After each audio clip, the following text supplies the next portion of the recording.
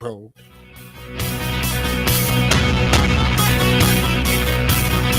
Good morning, ladies and gentlemen, and welcome to The Mole Hole with the hardest working sports announcer in St. Louis that nobody's ever heard of.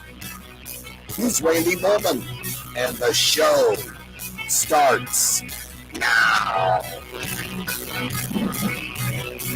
Good morning, St. Louis, and it has been a hectic morning. Yikes. Traffic all over, accidents, scrambling to get here. See, this is when it would be great if I had a Vespa. I could just weave in and out, in and out of traffic. How? You want a Vespa? Yeah, why not? If it's good for the Italians, it's good for me. You were in Italy. When I was in Italy this summer. Welcome to the Mole Hole, everyone. This is Randy Molman. Mark Langston, you can hear him in the background. I'm going to talk to him a little today about STL St. Louis City. How excited is Mark that the broadcast will extend into the playoffs, baby? It's a two-edged sword.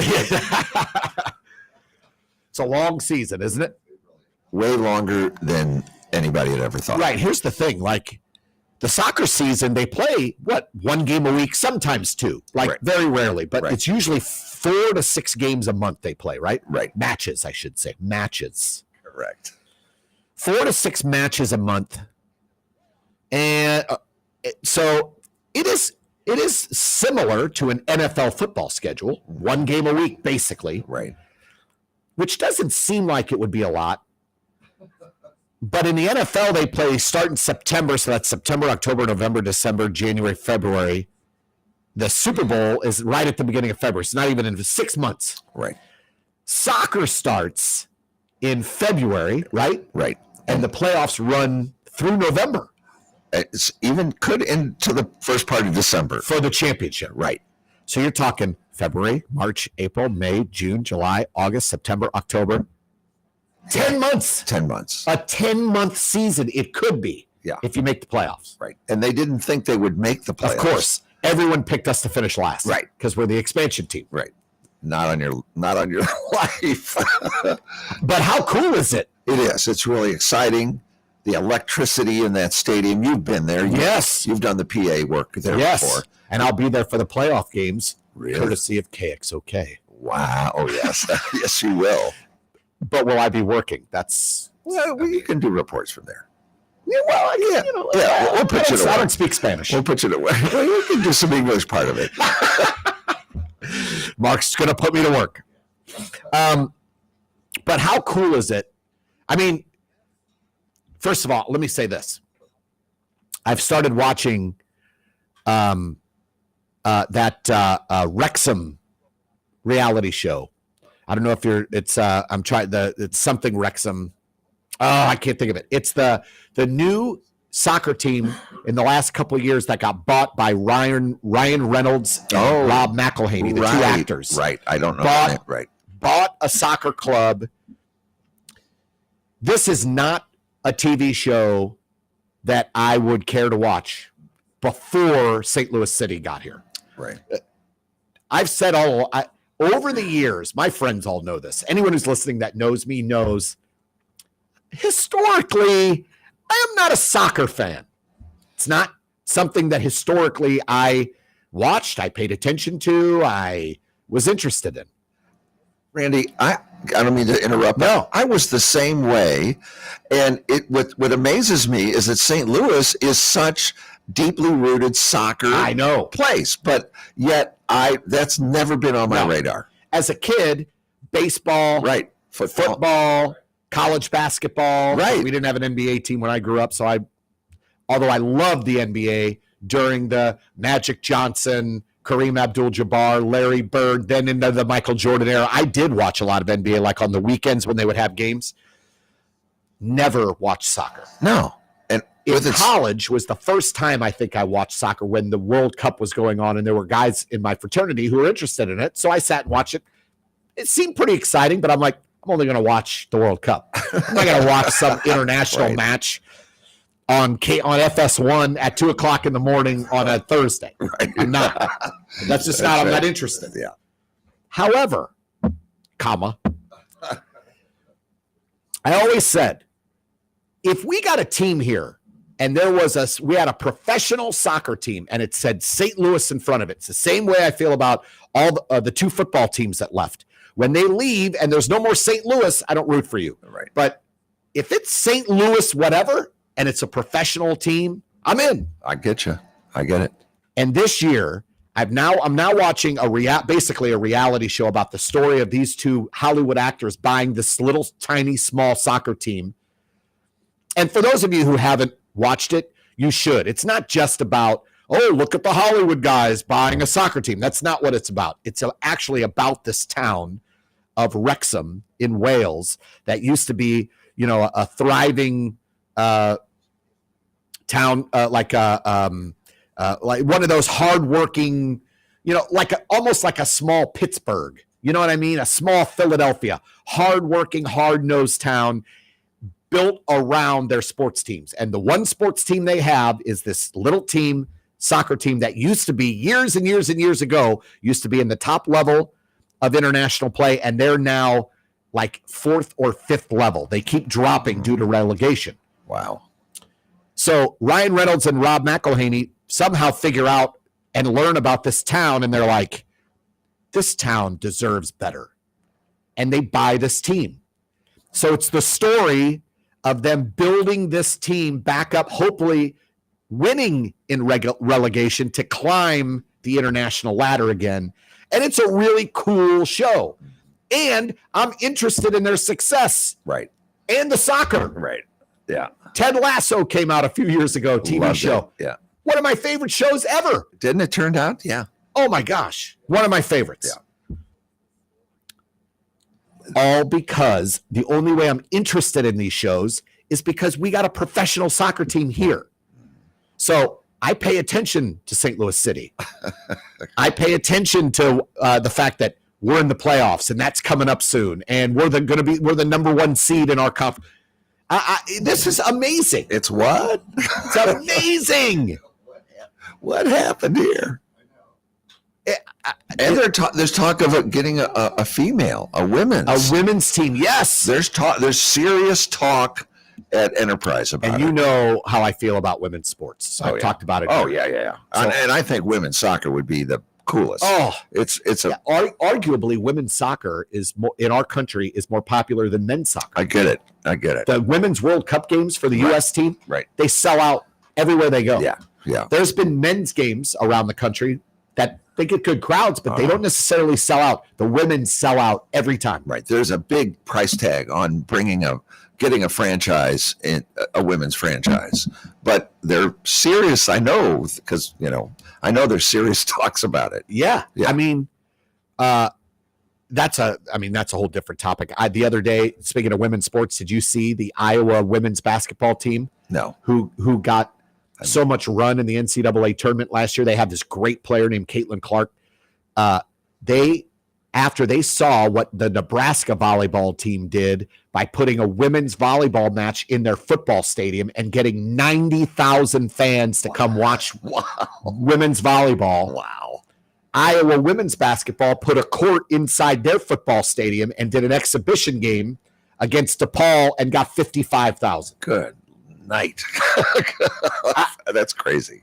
I know there's a lot of traditional, chest thumping cavemen out there who are like, women's sports, no one cares. Like, for example, the WNBA finals just ended. Las Vegas ended up going back to back. Right. I didn't watch a lot of that series. But I can tell you this. I watched more of the WNBA finals than I have the Major League Baseball playoffs this year. Oh, yeah. I haven't watched 1 minute of the Major League Baseball playoffs. Not 1 minute. Yeah. I was texting my friends about this yesterday. It hit me last night. I don't think I've ever in my life not watched 1 minute of the Major League Baseball playoffs. I get it. I'm not crazy about any of the teams. I'm not interested. No, I want to see Houston lose. That's what I'm watching for. But Yeah. I guess I'm rooting for Texas and Arizona, but Arizona's not going to win their series. No. But Texas, you know why I'm interested in rooting for Texas? I'll tell you why. No, why? Texas was terrible the last few years. Texas ended up hiring Bruce Bochy, who is an old school manager, like a Tony La Russa type, not like a new analytics yes man type. And he turned the Rangers into a playoff team, and they're a couple of games away from going to the World Series. Right. They also hired a pitching coach, Cardinal fans might remember, that the Cardinals kind of jettisoned off because they wanted to turn to a more analytic model and get away from more old school. They hired Mike Maddox. Oh, yeah. Who was the Cardinals pitching coach a couple of years ago, you know, when we were good and still in the playoffs. He ended up in Texas. Huh. I'll be darned. So this a little bit of old school mentality still works, you say? Yeah. Dusty Baker's a manager for Houston, old school manager. Now, Houston's got one of the top analytics departments in all of baseball. So that's one of the reasons they're so good. They're great at the analytic portion of filling up their minor league system. But they still have an old school manager running the show at the big league level. People will contradict me, but analytics is a result for me. It's a result of the performance of the athlete. Yeah.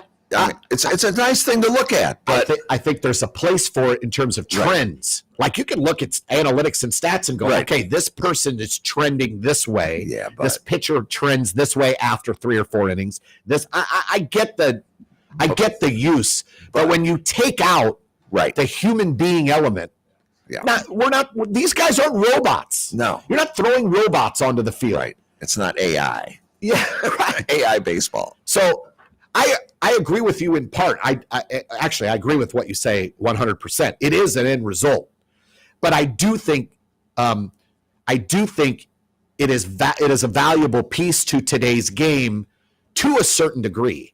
I still think, again, there's got to be a little bit of gut feel. It's got a little bit of, I have a guy who, the total analytics might say this, but I have a feeling in this spot right here. Yep. That's it. Like you can't use analytics for gut feels. You can't use it for, there's something about this player in this situation that I feel like he'll produce. There's something about this person playing this position. Again, there's a place for it. It can't take over the whole game. No. And too many of these Major League Baseball clubs are hiring managers and forcing them to follow a strict analytics code. They can't make their own decisions. They have to put lineups in based on analytics, blah, blah, blah, blah, blah. Cardinals. Anyway, about baseball. Cardinals pitching. And I said a couple of weeks ago when I did the show, I was like, some of the rule changes have helped baseball. Shorter games, more stolen bases, which means more action. The attendance actually has gone up. I can tell you that for me, I think it's coupled. There's several factors as to why I haven't watched 1 minute of these playoffs. Number one, I'm still so down on the way Major League Baseball treats regional baseball coverage. Bally's is not offered on any streaming platform. It's all cable. I'm not on cable anymore. I don't do cable. I cut the cord. So I don't watch enough a ton during the season as much as I used to because I don't have Bally's. And Major League Baseball doesn't care. How does Major League Baseball not step in and go, we've got to reach all of these audiences. You've got to be on every platform. The more, the merrier. Yes. Yeah. Work with Sling. Work with Hulu Live. Work with YouTube TV. Nope. Only cable companies. Yeah. No. And it drives me crazy. So I'm not going to buy the app. Everything I hear about the Bally's app is that it's terrible. So, one, I watched less Cardinal baseball this year. 2, the Cardinals weren't very good. So for this season, first time in 24 years, second time in 24 years, but they weren't very good. So as the season wore on, I paid less and less attention. Right. Third thing is my increased interest in St. Louis City. My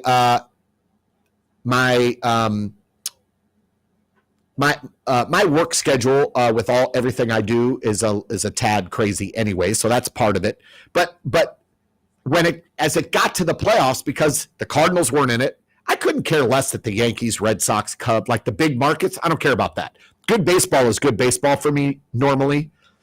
But there's so many other factors now and options. My son is a huge NBA fan, so I pay more attention to that because of him. Right. Of course, as we're heading towards Mizzou football, 6-1. Wow. Having a great season so far.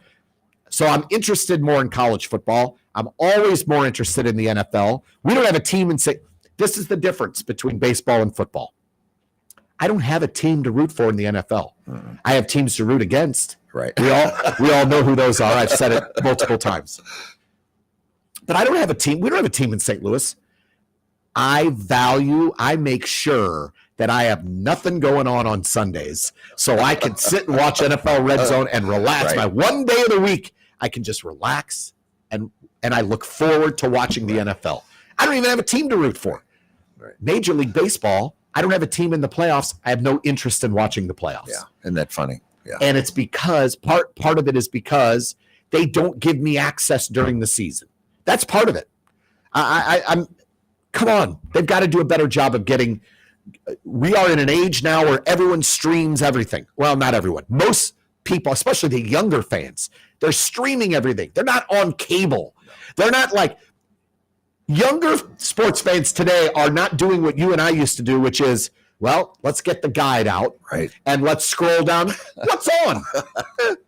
That's what you and I do. Yeah, we still do. Yes. These younger fans don't do that. Well, okay, here's my streaming service.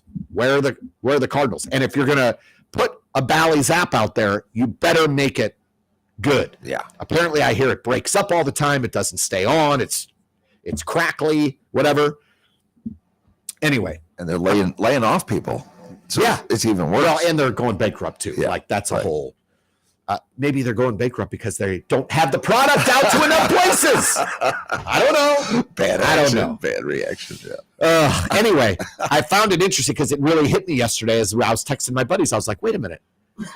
I haven't watched 1 minute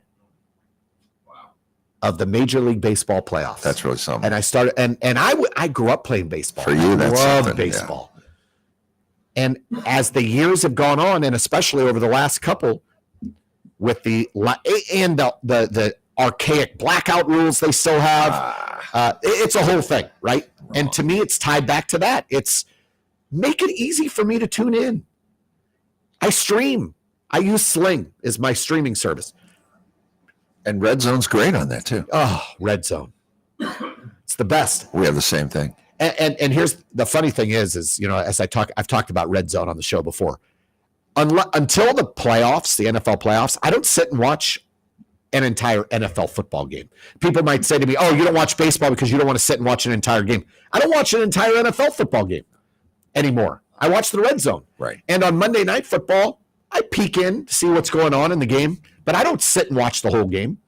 Sunday Night Football, I don't sit and watch the whole game. Thursday Night Football, I don't sit and watch the whole game. So when people say to me, oh, well, you don't watch baseball because you're not going to sit and watch baseball for 3 hours. But I'd have it on.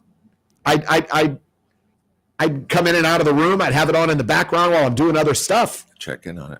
Yep. Check in on it. I don't care.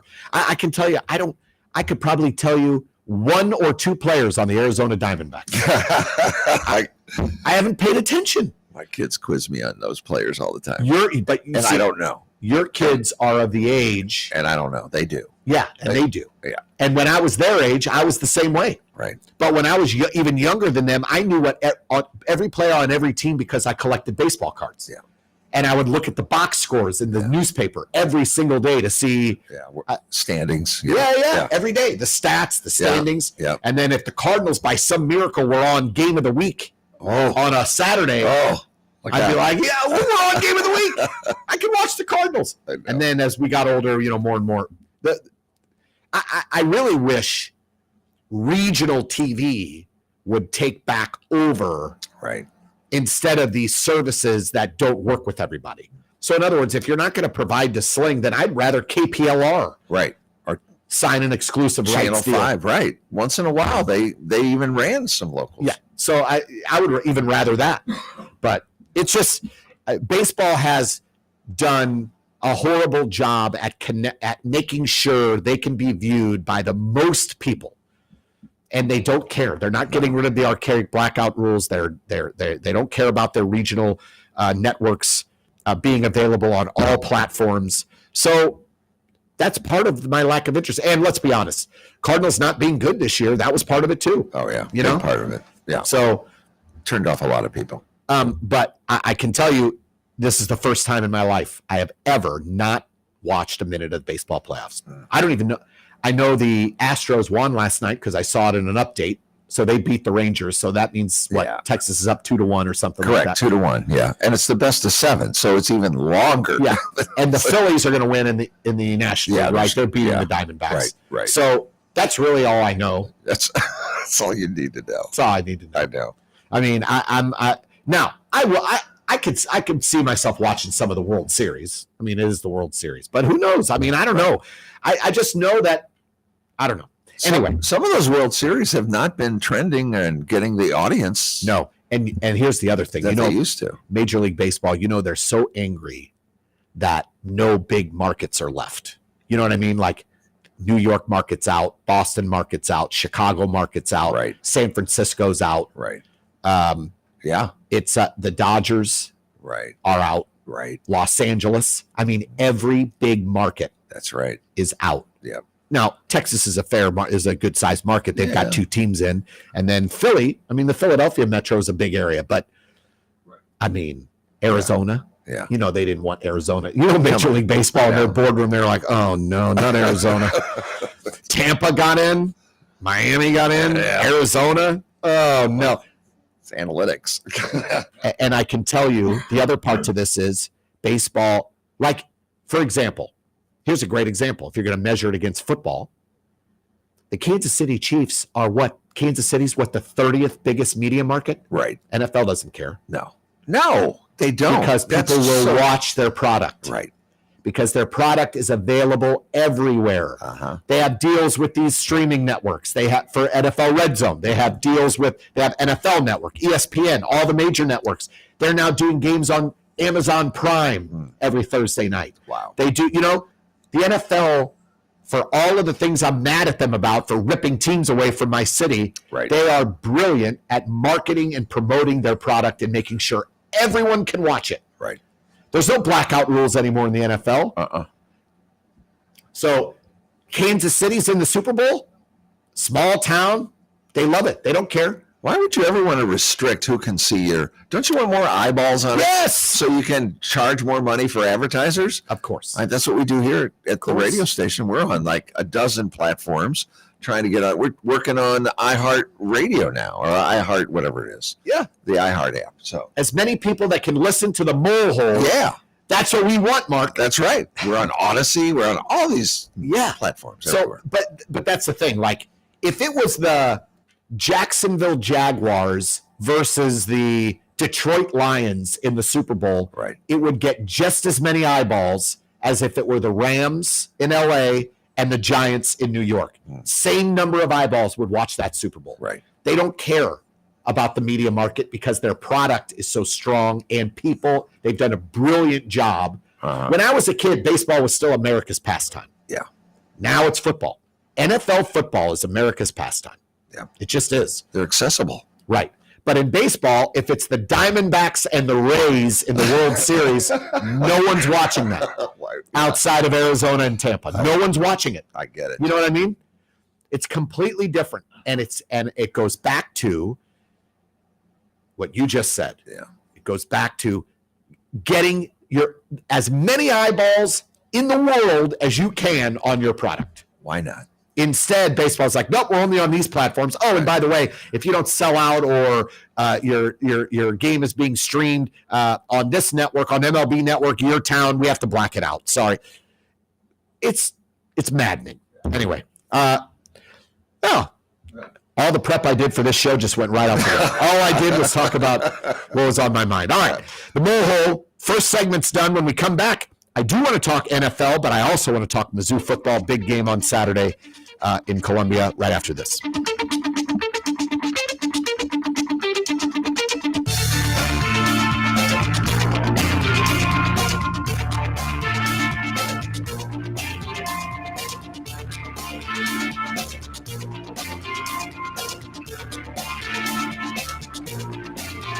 Pocho Restaurant and Market, located at 6920 Manchester Avenue, 1 block east of McCausland, offers the finest variety of Mexican and Central American groceries and goods.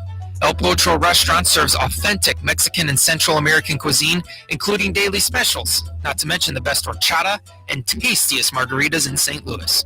Open 7 days a week. El Potro, 6920 Manchester Avenue, 1 block east of McCausland. Folks, it's time to let You've Got Maids focus on cleaning your home so you can focus on life. Whether you need weekly, bi-weekly, one-time cleaning, your home will be cleaned to your highest expectations. Your satisfaction is 100% guaranteed. You can get a free, no-obligation estimate today. See how little it can cost to have all of your house cleaning needs met by You've Got Maids and their trained maids. All you have to do is go to you'vegotmaids.com, enter your zip code and a little bit of information about your dwelling, and they'll come back immediately with a free estimate. You've Got Maids offers cleaning services ranging from deep cleaning to simple everyday cleaning on a schedule that matches yours. Live well, laugh often, love much. Stop cleaning your house. Turn it over to You've Got Maids at you'vegotmaids.com.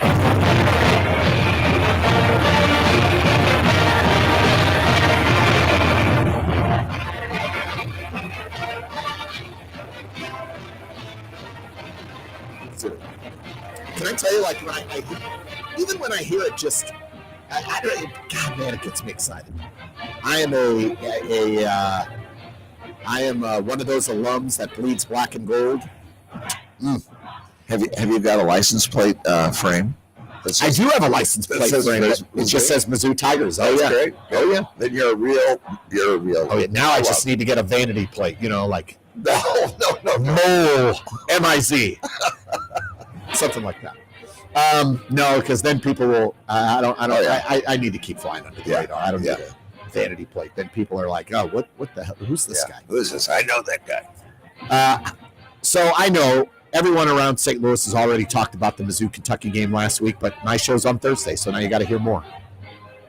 How about Mizzou at Kentucky? This is one of those games. Unbelievable. That just going into the game, Kentucky had beaten us 7 of the last 8 times. Yeah. They have had our number. As a matter of fact, last year, we were down. We were going to get the ball back. It was close. That snap went over the Kentucky punter's head and rolled all the way back to the 2-yard line, and then our Mizzou guy went to try to block him from punting it, hit the punter, and they called a roughing the punter call, which ended the game. Kentucky ends up winning. Weirdest thing I've ever seen. One of the weirdest things I've ever seen. And the NCAA has now changed that rule. Yeah. If the ball is snapped over the Kentucky punter's head, and it rolls a certain number of yards back, it's fair game. You can hit that guy. Last year, you couldn't, and it was a penalty, and we lost. Yeah. This year, you go into this game and you're thinking, okay, if you're an average Mizzou fan, this is what I saw on social media. I'm going to say this. This is what I saw from Mizzou fans on social media. And by the way, Mizzou fans have a right to be skeptical. We have gotten our hearts ripped out many, many times over the years. We're looking at 5-1. We just lost to arguably one of the best offenses in the country, LSU. You look at all the offensive statistics, they're right up there, top 5. They are hard to stop. And Jaden Daniels for LSU is the best. Unbelievable. He is so good, so fast. And what did I say before that game? Can we contain him off script? Couldn't. We couldn't. And by the way, no one has. LSU has rung up a ton of points this year. Okay. You come off that loss after you're undefeated, and then now, you see all the Mizzou fans online. Well, here comes the backslide. Here we go. Now we got to go to Kentucky. Oh, geez. We have not had success there. We've lost 7 of 8 to them. This is a game in previous years. Mizzou loses. They do. Then you're down 14-0, 7 minutes in. Right. Scared me. We're watching this game, and I was watching at a neighbor's house, had a bunch of neighbors, and everyone was having adult beverages and enjoying the game, and it was nice. But some of those Mizzou fans there were like, well, 14-0 early. This This isn't good. By the way, I was one of those that was saying, this is a terrible start. On the road at Kentucky, this is how we start. Oh, I was very upset. Then, how about the ballsy fake punt call? You're down 14-0. You line up to punt, and your punter throws a 40-something yard touchdown pass. That changed the momentum of the game. It's amazing. What a great call by Coach Drinkwitz and the special teams coach. What a great call. Like, you're down 14-0. You're on the road. Well, let's give it a shot. See what happens. Because if it doesn't work, then Kentucky gets the ball in good field position, and you're like, oh, no, this could get a lot worse. Was that a gut call instead of an analytic call? It was not an analytics call, Mark. What a great call. They score the touchdown, and then from that, they end up beating down Kentucky for 3.5 quarters, 38-7 since they were down 14-0. Kentucky was ranked. Kentucky's only loss was at Georgia. Kentucky normally is a pretty decent team, 8 wins team every year. And we go on the road and we get down 14-0 and then just boat race them for 3.5 quarters. I was so happy and shocked at the same time. Right. But I just started thinking, like, this is a different team. Mm-hmm. I don't think Mizzou's going to win out. No. There's no gut feeling that says they'll win out. Okay. But I do think, other than at Georgia, and let's be clear when I talk about Georgia here in a second, Georgia's the number 1 team in the country. There aren't 5 teams in the country that could go to Georgia and win. It's just, they're that good. They have a roster full of future NFL players. They've had, I just saw this the other day.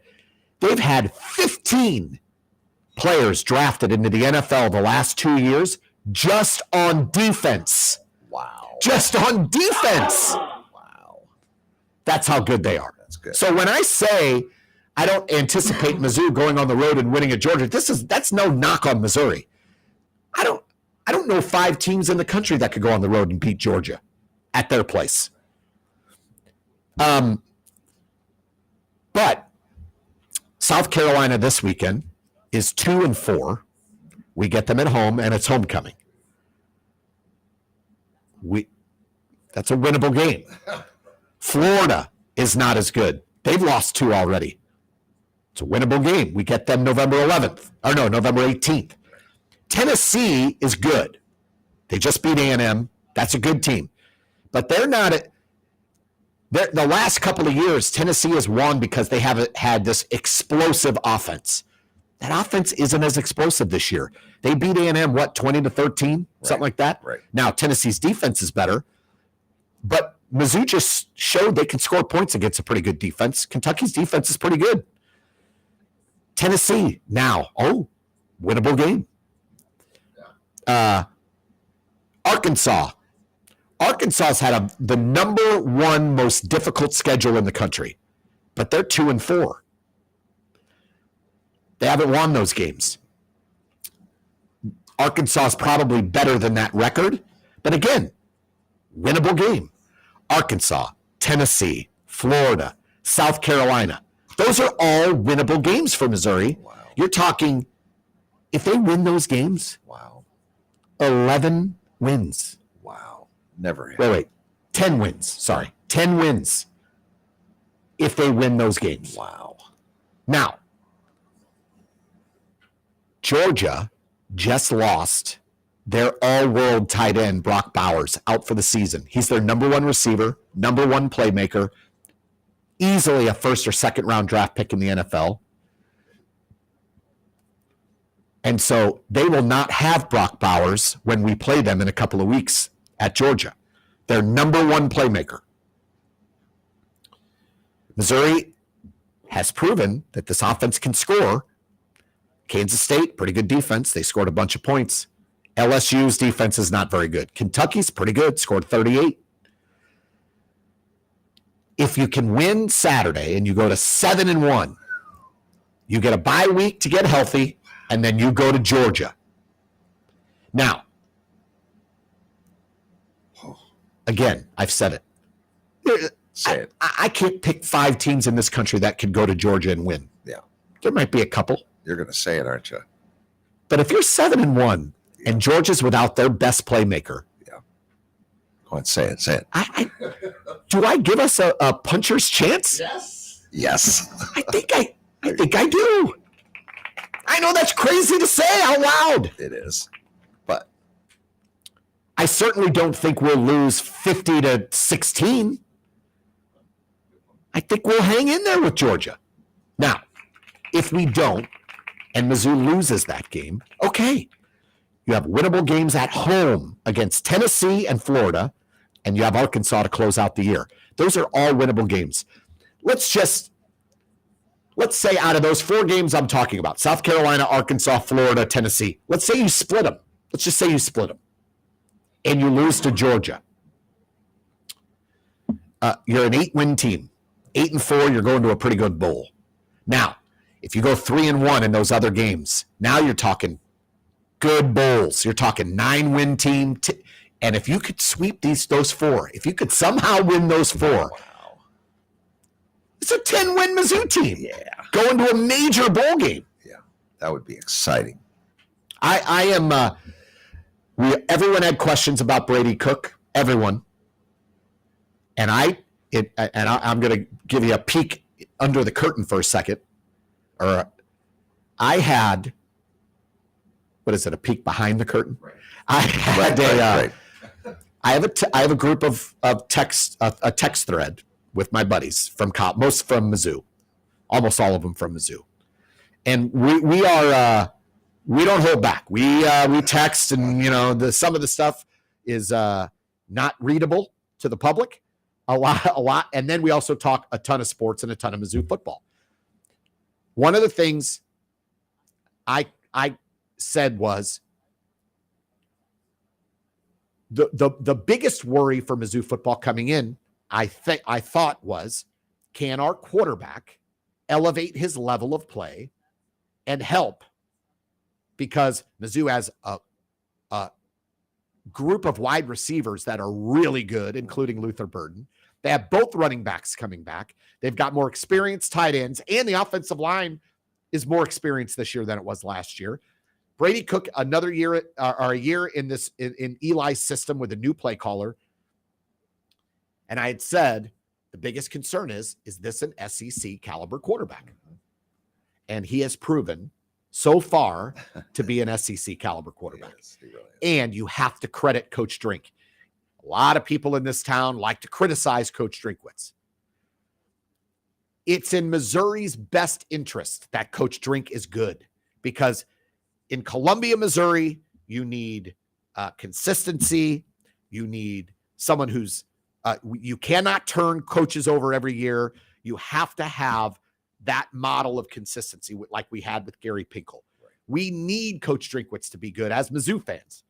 And one of the things, can he turn a quarterback like Brady Cook, who was overlooked by a ton of Power 5 schools, all of them actually, can he turn him into an a good SEC quarterback? This year, he's done it. Yeah.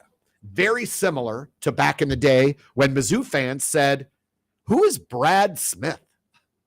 This was a guy that came from Ohio that nobody recruited. He sent a videotape to Coach Pinkel and said, no, while Coach Pinkel was still at Toledo, sent him the videotape and said, no one's recruiting me. Here's my highlight tape. Pinkel looked at it and said, this kid's got potential. I'll offer him a scholarship. Right. He came to Missouri, brought Brad Smith with him. Brad Smith never actually went to Toledo, but Pinkel was recruiting him for Toledo, went to Mizzou, and then recruited him to come to Mizzou. No one knew who Brad Smith was. No one knew anything about him. He was lightly recruited. He comes to Missouri, and Pinkel turned him into a star and an NFL player, one of the greatest players in Mizzou history. And Coach Drinkwitz, before our eyes, is turning Brady Cook into a viable, good, smart SEC quarterback. Yeah. And Coach Drinkwitz deserves credit for that. Brady Cook deserves credit for that, for putting in the work. Is he a junior? Yeah, he has one more year after this year. Right. That's what I thought. So he might be a senior, but because of he came during the COVID years, he qualifies for the extra year. I'm not sure. Right. But look, I hope we keep him. All of these, local media, all these local media chat heads who like to talk smack on Coach Drinkwitz and give Coach Drinkwitz trouble. This is his 4th year. And this is when it should start turning around. And you have to give him time. Right. I love how people say, Deion Sanders turned it around in 1 year. Okay, that's great. He turned over the whole roster. He brought in a ton of his own guys. And they're going to win way more games than they won last year. But Colorado still isn't that good. They're okay. They'll qualify for a bowl game. They'll get their 6 wins.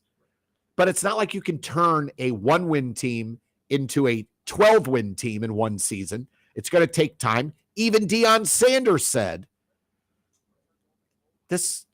we knew this was going to happen. It's going to take us time. So 4th year, let me remind everyone, Drinkwitz has taken Mizzou to 3 bowl games in his first 3 years. They won 5 and 6 games. That's not great, but it's good enough to go to bowl games. Gary Pinkel, his first 4 years, took the Mizzou Tigers to 1 bowl game. It was the 5th year when it started to take off for Coach Pinkel. And this is Drinkwitz's 4th year. Right. So all of this angst and all of this criticism, we should be rooting for him to be good and supporting him to be good, because it only helps in terms of consistency for the program. And man, I'm happy. And I'm glad they stuck with him. And I'm glad the fan base is on board. We're getting sellouts at Faurot Field, baby. Crazy. Sellouts every week. Great. How many does it hold? Do you know? 64. Wow. 64. Yeah, it's a lot of people. They even added, I think, on one end. Well, no, they actually, since I've been there, Max has dropped because they added a ton of luxury suites. Oh. And then in the one in zone, they took out all those seats and they put all the luxury suites over there. Pardon me. Okay. So it went from 71,000 down to 64. It's a lot of people. Yeah, but you look at LSU, 100,000, Tennessee, 100,000, Texas A&M, 100,000, Alabama, 100,000. Wow. All those SEC stadiums seat 100,000. We are way smaller. Oh, my. But the fact that they're selling out a game, I know it's homecoming, but in previous years, it didn't matter. If the team was okay, but not great, they didn't sell out. Homecoming against a 2-4 team on Saturday is sold out. Yeah. LSU sold out. Florida and Tennessee are going to be sold out. And so the fans are back in, man, and it's awesome. Yeah. I love it. Yeah. I'm obviously a homer, but I love it. Well, we have season tickets and we've been loving it. Yeah. I can tell you right now. And will you be at homecoming on Saturday? Oh no, you've got the soccer game. Michael, my son Michael will be there. They'll be there. And I think my wife Maria will. There you go. Too. Yeah. So they'll be representing us. Now, let's hope Mizzou wins. Yes. Big game, big win. Every game's a big game, because after this, you played a Vanderbilt team who's not very good. Kentucky, good. You won on the road. South Carolina's not very good. After this, it's all good teams. Yeah. Georgia, Florida, Tennessee, Arkansas. Yeah, this is not the last 4 games after Saturday will be a real gauntlet. And I'm here for, I can't wait. Yeah. Just a little talk about the game Saturday. South Carolina's 2-4, but they have a quarterback, Spencer Rattler, who's good. He's a good quarterback. They have a wide receiver who's 3rd in the conference in receiving yards, Xavier Leggett, or Leggett. I'll figure out how to say that when I get to Mizzou on Saturday. I don't need to know how to say it now. But I just saw I think I don't have it in front of me. I think South Carolina's pass defense is one of the worst in the nation, not just in the conference, in the nation. Wow. And we've seen Mizzou can throw it around a little bit. So that should be good for Mizzou's offense. But man, I'm so excited for every game. If Mizzou holds serve at home on Saturday, they'll be 7-1 going into the Georgia game November 4th. That might be the SEC's number one pick of to broadcast that week is Missouri at Georgia. If Georgia keeps winning and they're undefeated and we're 7-1, oh man, exciting. I'm just happy. I'm just happy. Mizzou basketball is on the uptick because of Coach Dennis Gates. Mizzou football is on the uptick this year. Man, it's exciting. It really is. I also, by the way, saw a stat the other day. You know how there's so many SEC fans out there who are like, Mizzou doesn't belong in the SEC. Since the conference added A&M and Mizzou, Georgia and Alabama have been to obviously the most SEC championship games. Easily, by far and away. LSU has been to 3, I think, SEC championship games in that time. And then there's 2 other programs that have been to 2. And Mizzou is one of them. Half the conference has been to less SEC championship games than Mizzou has since Mizzou joined the SEC. So all of you, Mizzou doesn't belong. Yeah. How many games has South Carolina been SEC championship? Kentucky, Vanderbilt, Goose egg. Ole Miss, who everyone loves, Ole Miss. They haven't been to any SEC championship games. Wow. Mizzou has. When you put it that way. Mizzou has been to 2 since they joined the conference. So enough. We belong. We're fine. But this could end up being a special season. Oh, man. All right. Mizzou, South Carolina, 2:30. My wife and I are going up super early. We're going to the homecoming parade. And then we might have a chance to tailgate, which, of course, I'll be drinking water since I have to work. Right. But, we'll be at the tailgate. We'll have a little tailgate. We'll see some friends. It's going to be got some good friends in our neighborhood coming with us, hanging out with us. It'll be fun. All right. This NFL season, let me turn to the NFL real quick. This NFL season, I was talking to my son last night. I'm kind of low key starting to root for a certain team. You know how I said earlier in the show, I don't have a team to root for? I think I'm starting to root for a certain team in the NFL, and it is the Detroit Lions. They are 5-1. They almost made the playoffs last year. They have a very likable head coach, Dan Campbell. Jared Goff was the quarterback who led the Rams to a Super Bowl, and they lost to the Patriots when Sean McVay took over. And then the next year, Sean McVay was like, we can't go any further with Jared Goff. We're going to get rid of him and trade for Matt Stafford. It worked out. Stafford won them a Super Bowl. But Jared Goff is the Lions quarterback who was cast off by the brilliance of Sean McVay. And now the Lions are 5-1. They have given up just 113 points total, which puts them in the top 10 in the NFC. They beat the Chiefs opening weekend. They're good. And here's the other thing. My son and I figured it out last night. There are 4 NFL franchises that have never been to a Super Bowl, ever. How many Super Bowls have we had now? 50 something, 60? Yeah. Whatever. 1967 was the first Super Bowl, right? So that's 77, 80. I'm doing my math on my fingers. 77, 87, 97, 07, 17. Yeah, 56 Super Bowls, something like that. I should know that. Your math is better. But it's somewhere in there. 50s, let's say. 50 plus Super Bowls. There are 4 teams that have never been to the Super Bowl. 1, the Jacksonville Jaguars. they were an expansion team in 93. So 95. The Houston Texans, they're a new franchise. They started in 2002, right? But the city of Houston historically has never been to a Super Bowl. The Houston Oilers never went to a Super Bowl. Really? That franchise moved to Tennessee, and the Titans went to the Super Bowl once and lost to the Rams in 99.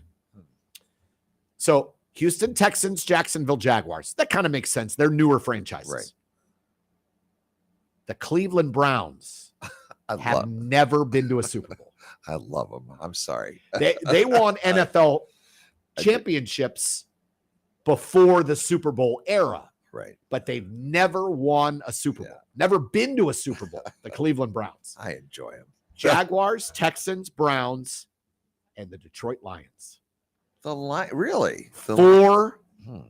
And by the way, if I remember correctly, I think the Lions moved to Detroit and became the Lions in the early 40s. Ooh, been around then. They've never won a Super Bowl, never been in a Super Bowl. You're a Detroit football fan.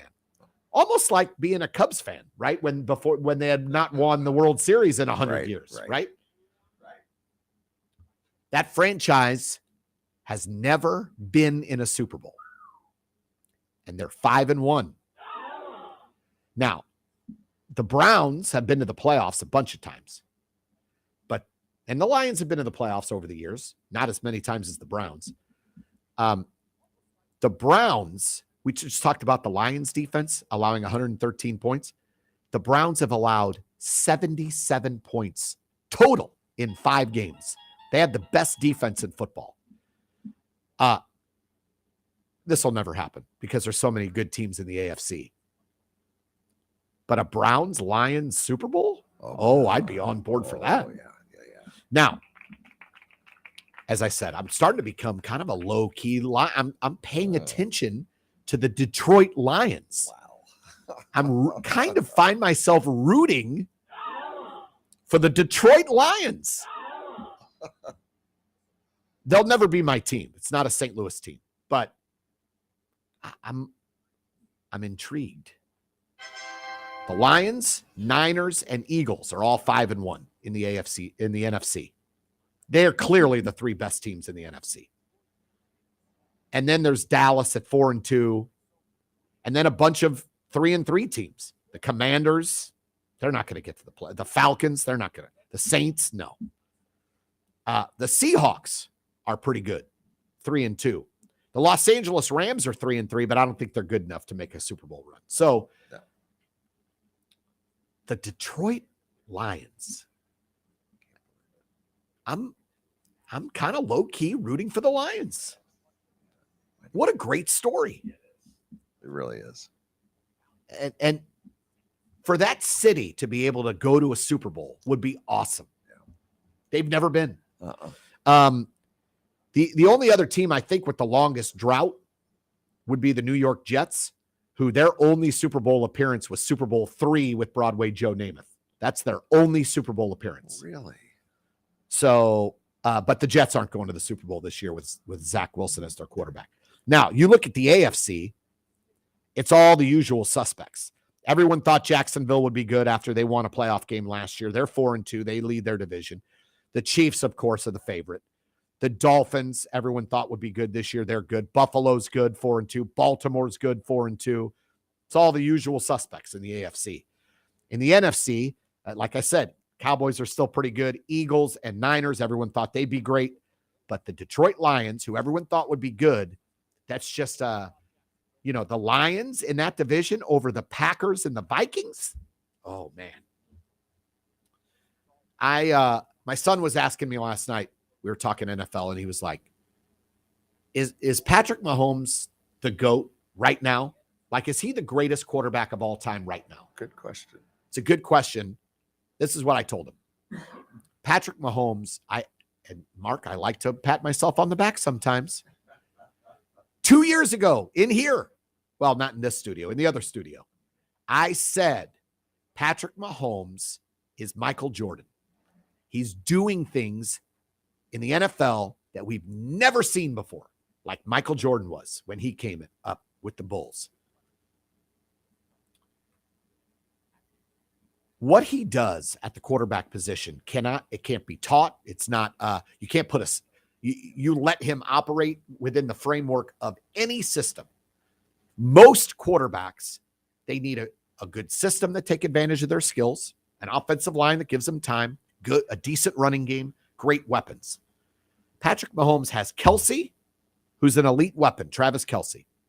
No other elite weapons. He has an offensive line that's okay, but they've had to replace guys over the years. He's just that good. He can make any system work for him because of what he does and how he understands the game and what he sees down the field. I've never seen anything like it. No. He's unbelievable. I'll give you an example on the flip side of that. Brock Purdy for the Niners. Everyone talks about Brock Purdy. Wow, what a season he's had. He's so good. Wow, he was a miss in the draft. He was the last pick. He was Mr. Irrelevant, and now he's starring in San Francisco. Brock Purdy is in a system with Kyle Shanahan that is perfect for what he brings to the table. Smarts, accuracy, calmness. He doesn't have the arm Patrick Mahomes has. He doesn't have the legs Patrick Mahomes has. He's in a good system. He's got a Hall of Fame left tackle, Trent Williams. He has Christian McCaffrey, arguably the best two-way back in the NFL. He has Deebo Samuel, one of the best weapons in the NFL. Brandon Ayuk, one of the top young wide receivers in the league. And George Kittle, who is not as good as Travis Kelce, but he's a notch below as a tight end. And the Niners have the best defense, one of the best defenses in football. So you look at Brock Purdy, who is not Patrick Mahomes, but he is a star in San Francisco because he's got all of this stuff around him that help him. And by the way, most quarterbacks, 90% of them are Brock Purdy's. They need the help. They're the most important position on the field because they need the most to support them to have them succeed. Even Tom Brady, who was winning titles, throwing 30 touchdowns a year, even Tom Brady's numbers went up when a Hall of Fame receiver played with him, Randy Moss. He threw 50 touchdowns with Randy Moss. So even the best quarterbacks are better when everything is better around them. You look at the Chiefs' offense. They're not as dominant this year. Look, the Chiefs are, 5-1? But they've sort of been eking by. They haven't been blowing people out. That's because the stuff around Patrick Mahomes isn't as good as it's been in years past. But Patrick Mahomes is good enough to have them win games. You put Patrick Mahomes in San Francisco with that talent, that system, they'd never lose. You put, so my point is, more quarterbacks are Brock Purdy's. Very few are Patrick Mahomes's. The only ones that may be close to Patrick Mahomes' category are Josh Allen in Buffalo, Lamar Jackson in Baltimore, Trevor Lawrence is getting there in Jacksonville, Jalen Hurts in Philadelphia.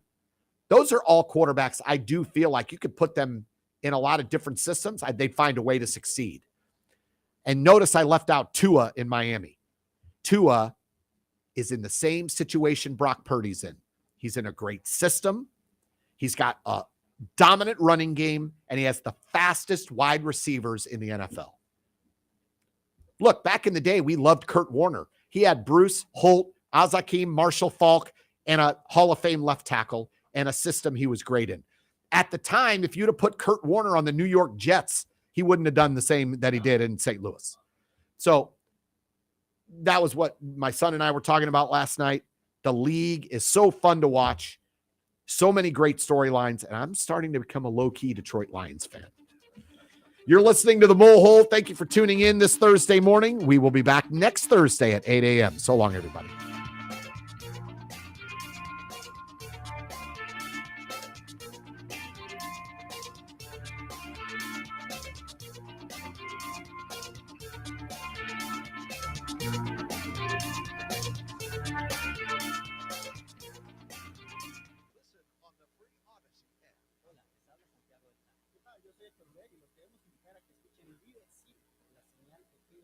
Todos los miércoles en punto de las 6 de la tarde y otra vez los jueves a las 9 de la noche.